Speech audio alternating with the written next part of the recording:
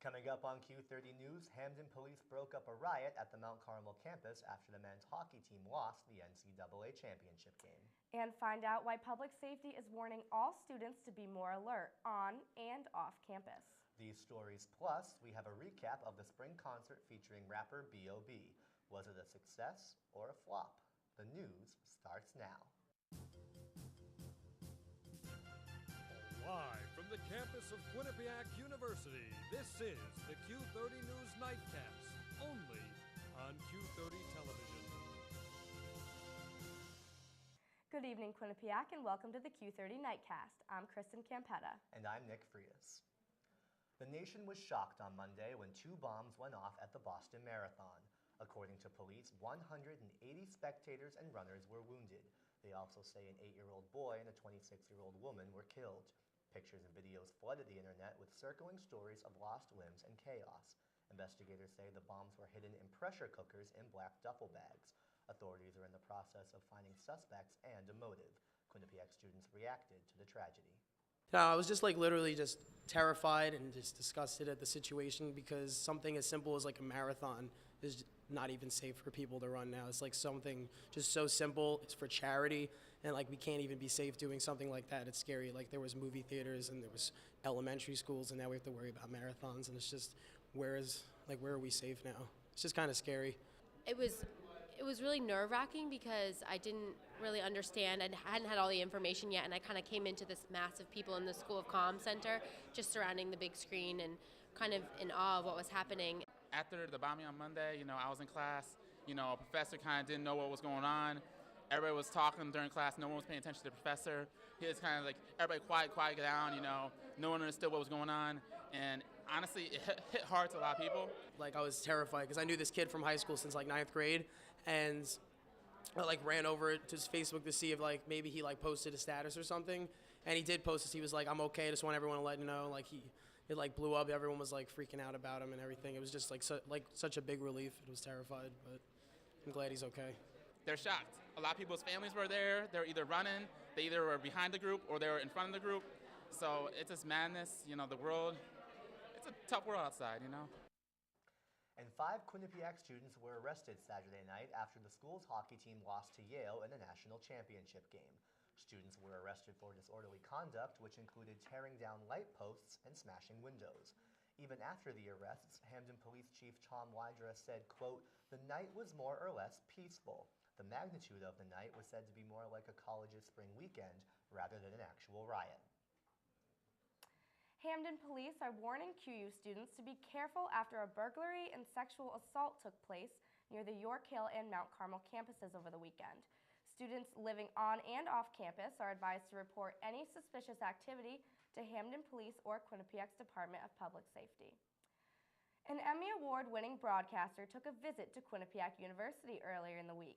Our own Giovanni Mio was there to cover it. I don't care who you are. I don't care how skilled you are at finding things on the internet.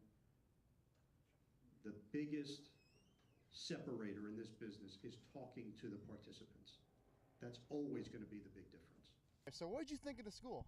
Very impressed. I had never been to Quinnipiac and really blown away. Incredible facilities. Obviously I came on a nice day, that doesn't hurt, and heard a lot about it. It's lived up to the billing. And so you held a seminar today. What did you mainly tell everybody that was in attendance? I told them a little bit about my background and my story getting into the broadcasting business, but more often than not, to me it comes down to reminding people to fully immerse themselves in whatever it is that you decide to do. If it is broadcasting, super. If it's something else, be fully committed to it, be fully engaged. And last question, the whole entire wants to know the $1 million question. Yeah. Ian Eagle, why don't you have a Twitter account? Well, here's the thing. Maybe I do, and you just don't know about it. Is that possible? Is that possible that I've just freaked you out completely with that knowledge? I'm going to sit on the sidelines a little longer until they force me, until the American public demands it to the point in which I have no other choice. I'm going to sit on the sidelines for this one. Giovanni Mio, Q30 News. Quinnipiac welcomed Grammy Award-winning hip-hop artist B.O.B. Saturday night for the annual Spring Wake the Giant concert. Students had to choose between attending the concert or watching the championship men's hockey game, and many chose the game. Despite the smaller crowd, B.O.B. still performed hits such as Nothing on You and So Good to a cheering crowd. Several students were injured, though, when B.O.B. decided to dive into the audience. B.O.B. would not return on stage for an encore, despite the crowd's chanting. Coming up on the news, a look at which fraternity and sorority came out on top during the school's Greek Week competition. Plus, we'll sit down with student Nick Zerbinski to get a reaction on the men's hockey team and their journey to the Frozen Four championship. These stories and more are on the way. You're watching Q30 News. We'll be right back. Welcome back to Q30 News. We're here with junior Nick Zerbinski. How are you, Nick? Good. How are you, Nick? Good, thank you. Wow, that's weird. So Nick is head of the Quinnipiac University Spirit Group, and so you've gone to all the hockey games as part of the Frozen Four journey, and even during the regular season. How was it going to all the games watching your QU hockey team? It was awesome. You know, it was one of those things where, despite the result, it was just an unreal experience. You know, to be able to go to Pittsburgh, somewhere most of us had never been before. The city was awesome. The people there were so nice. You know, it was cool. Everything that went on outside, the Frozen Fest, the whole experience. Aside from the games, even, it was just amazing. Let's focus on just the semifinal game and the final game against Yale. Describe the atmosphere inside the arena for those of us who weren't there. The atmosphere was great. It was, you know, it was like being at a Quinnipiac game, only having 4 student sections there instead of just ours. You know, the fact that Yale was there and Yale was across from us, even the game we didn't play them, that whole night they were across from us. So to go back and forth with them was great. It's just cool to see. You know, as a diehard hockey fan myself, to see all the different people there in different college hockey jerseys, even the teams that weren't playing, was great. So it's just a cool, you know, it's a culture. It's a cool thing to see.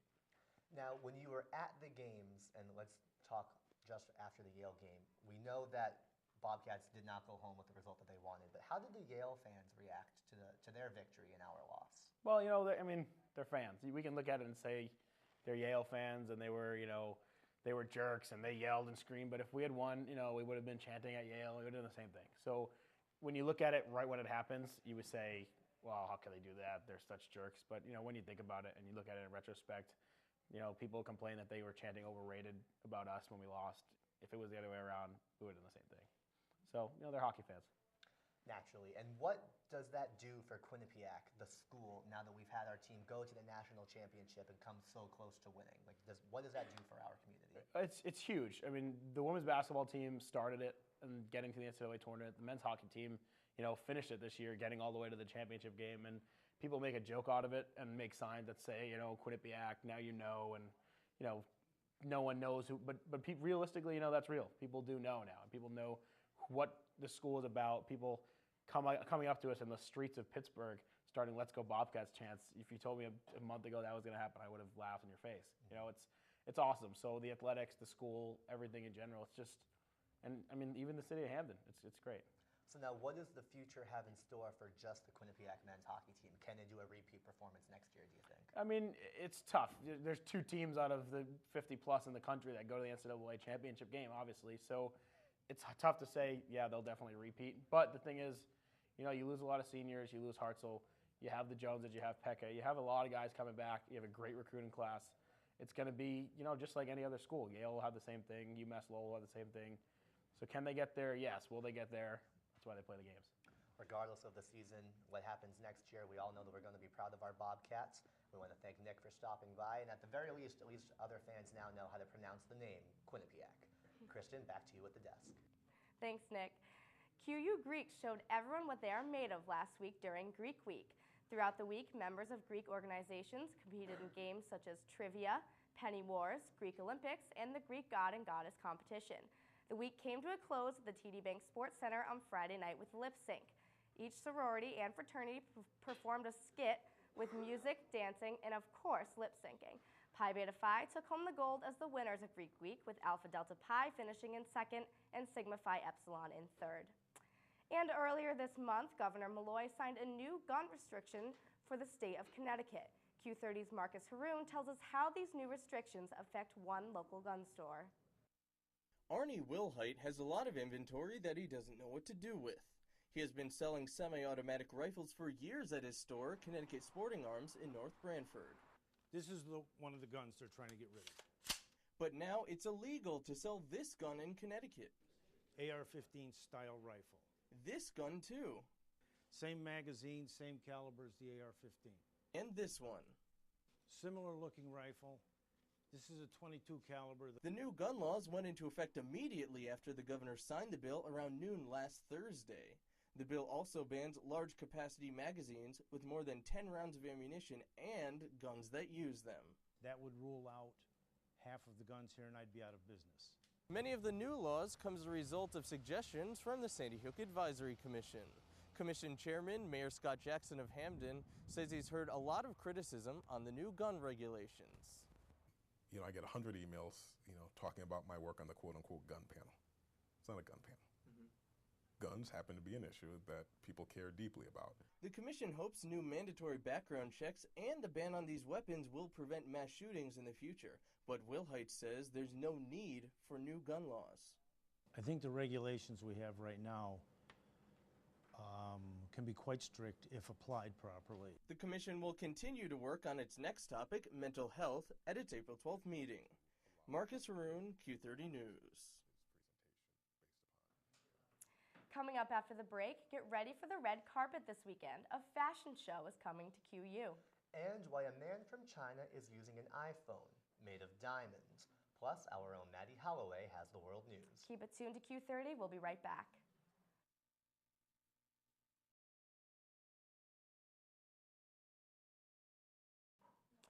Quinnipiac is hitting the runway this weekend in style. The Black Student Union is hosting its annual fashion show Saturday in Burkhan Court. QU's own models will rip the runway with fashions from the roaring 20s to the new millennium. Admission with a ticket is $5 and $7 if you pay at the door. Paparazzi are expected to be at the event, so students are urged to dress to impress. Family treasures are often packed away for safekeeping, but a businessman from China decided to show off his 20-carat black diamond on the iPhone. A craftsman placed the $14 million diamond as the home button of an iPhone 5. He also spent 9 weeks creating a solid gold chassis with 800 flawless diamonds and over 50 diamonds on the rear that make up the iconic Apple logo. This is the world's most expensive phone, valued at $15 million. And 2 young goats from China are now free after getting trapped in a collapsed utility pole. Firefighters think the goats walked in through a wide opening but got stuck when the pole narrowed. Firefighters and villagers rescued the goats by poking a wooden stick wrapped in cotton. Boy, you don't see that happen every day with goats. No, you definitely don't. And what about that iPhone? Are you going to buy me a diamond-studded iPhone case, Nick? I realize that diamonds are a girl's best friends, They Kristen, are. but I really can't afford any of those diamonds at this point. So I think we're just going to hand it over to Maddie to talk about what's going on in world news. Hi, I'm Maddie Holloway with your world news. With the London Marathon just a few days away, police say they are reviewing security measures because of the recent bombing in Boston during its marathon. Peter Powers, security expert in London, says that the review in advance of the London Marathon will occur every hour and will be a constant process.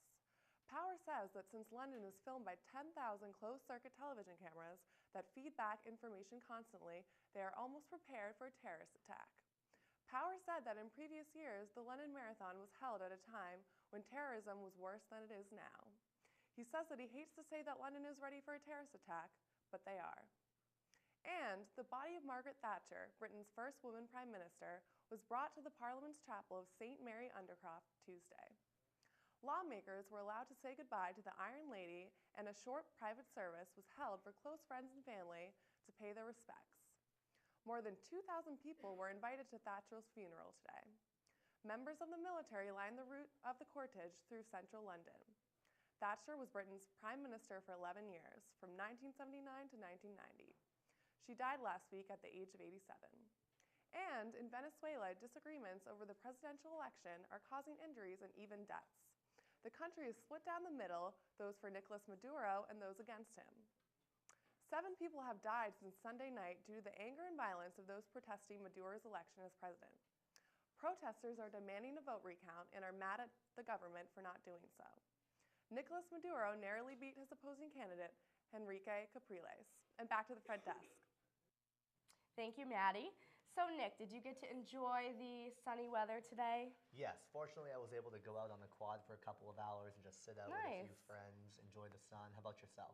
Unfortunately, I didn't. I was running around doing errands today. So I was outside, but I didn't get to hang out on the quad like I would have liked. But Today was the perfect day to do so, and hopefully it'll carry into tomorrow and into the weekend as well. I heard it might rain on Saturday. I'm not quite sure. I'm hoping there's no rain. Hopefully Danielle Foley will know for sure in her forecast. Thanks, you guys. As you can see, it's beautiful out these days. The flowers are blooming and spring has really sprung. So stay tuned and I'll let you know what Foley's forecast looks like for the rest of the week. You're watching Q30. We'll be right back.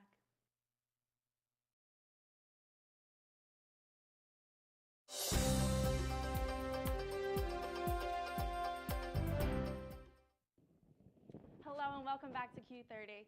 I will let you know what's happening in the weather these days, okay? So let's take a look at our local temps. In New Hay, it's 67 degrees. Meriden, 68. Hartford, 66. Stores, what's that? 67. And down in New London, it's 65 degrees. So it's kind of warmer out these days. Okay.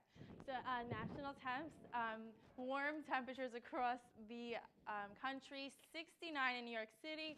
89 in, that's 83 actually, in Miami.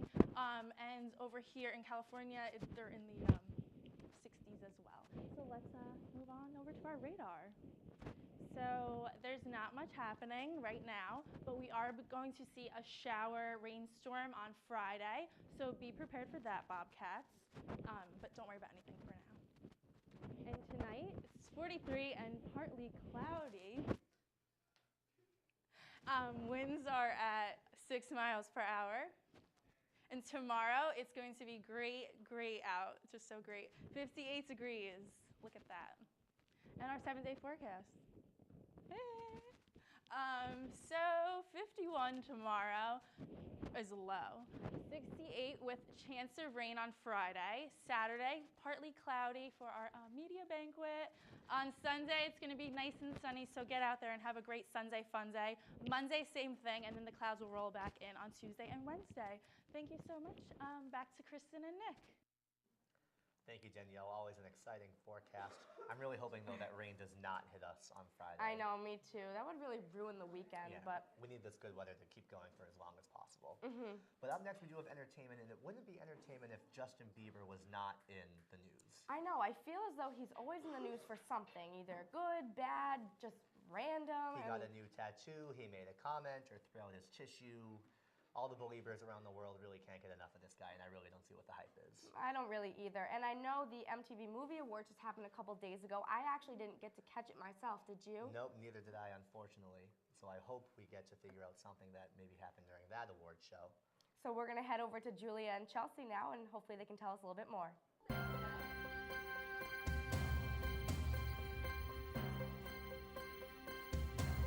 Thanks, guys. So this past Sunday was the 2013 MTV Music Awards. And if you didn't know, Rebel Wilson was the host and left everyone in stitches after her reunion performance with the Pitch Perfect crew. With performances by Macklemore and Selena Gomez, you couldn't help but want to dance. The MTV Generation Award went to Jamie Foxx, and the movie of the year was Marvel's The Avengers. Even though Rebel was hosting, she still managed to snag 2 awards, one for the best musical moment and the other for the best breakthrough performance. A visit to the Anne Frank house in Amsterdam took a toll on Justin Bieber's image. According to the museum's Facebook page, Bieber left a controversial message in the guest book. It read, "Truly inspiring to be able to come here. Anne was a great girl. Hopefully she would have been a believer."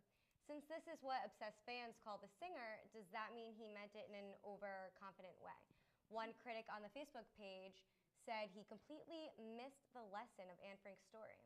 I gotta tell you, Chelsea, I am not a believer. But what I will tell you is, if you ever go to the gym, you know, get a little sweat on, get some steam out, well, you ever get stalked? Hugh Jackman's workout was in Manhattan Gym and got unexpectedly intense on Saturday. A woman entered the gym crying and walked straight past the check-in desk and tore Jackman. Well, you know, Julia, police say the 47-year-old woman then chased the actor with an electric razor. Ooh. So he then simply asked her not to touch him before security came and they escorted her out. She was later arrested and charged with stalking. And that's it for entertainment news. I'm Chelsea Barada. And I'm Julia Timpano. Now back to the front desk. Thank you, girls. Can you believe that story with Justin Bieber? Like we said, it's not entertainment news if Justin Bieber isn't in it. I kind of think he did miss the point with the whole history of Anne Frank being a runaway from Nazis and the whole just concentration camps and the Holocaust. I think he did kind of miss the whole point. But then you can also see it from both sides, because we do have to look at both sides of the story. And, you know, was it really that big of a deal that he wrote that? I mean, I feel like because he's a celebrity, they kind of just, I don't know, make it a bigger deal than it really is. I don't know. You can see both sides of the story, but you're right. And for all we know, Anne Frank could have been a believer. You never know. Yeah. But did you get to go to Frozen 4? I unfortunately missed the bus. Oh, but hopefully Nikki Dorico can tell us a little bit more about that. Nikki? Good evening, guys. Men's ice hockey makes it to the Frozen 4 for the first time in Quinnipiac history. Stick around because sports is on next.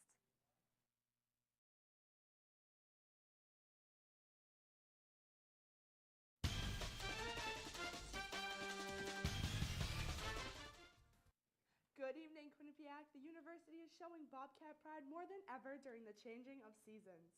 The men's ice hockey team has finished their season in the national championship game against Yale. The tournament marks Quinnipiac's first ever appearance at the Frozen 4. After defeating St. Cloud in the semifinals, the Bobcats fell to Yale 4-0 in the championship game. Eric Hartzell will return to the Consol Energy Center after signing a one-year contract with the Pittsburgh Penguins. Senior defenseman Mike Dahlhusen has also signed with an NHL team. He will soon represent the New York Islanders. And this just in, Coach Rand Pecknold has accepted Coach of the Year award at the New England Hockey Writers Association banquet. The women's rugby team defeated Appalachian State on Saturday afternoon 22-10. An all-around team effort contributed to the team's success. This season, they have outscored their opponents 694 to 72 points. With this win, the Bobcats improved to an undefeated 14-win streak on the season and have advanced to the national semifinals on Friday, May 3rd, at Stanford University in the 2013 Emirates Airlines USA Women's Collegiate Rugby Playoff Semifinals. And after coming off of a loss to Harvard, the men's lacrosse team has prevailed in 13-12 against Northeast Conference and interstate rival Sacred Heart. After two overtimes with the score still tied at 12, sophomore and leading scorer Michael Sagal netted the game winner 2 minutes and 12 seconds into the third overtime. The team's senior day will be held on Saturday in their final home game of the season against Wagner College. That's all for sports. I'm Nikki Dorico. Now back to the desk. Thank you, Nikki. And like we said earlier, you can't end the school year without thanking the Quinnipiac men hockey team for putting us on the map and having a stellar season, even though they came up just short. They made all of us Bobcats extremely proud, so good job.